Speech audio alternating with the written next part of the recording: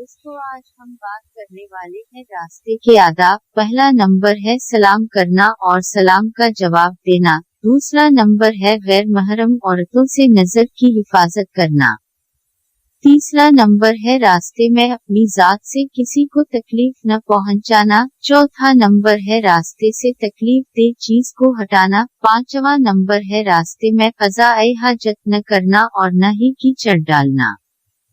छठा नंबर है अच्छी बातों का हुक्म करना और सातवां नंबर है बुरी बातों से मना करना। आठवां नंबर है राहगीरों को रास्ता बतलाना। नवां नंबर है मजलूम की मदद करना।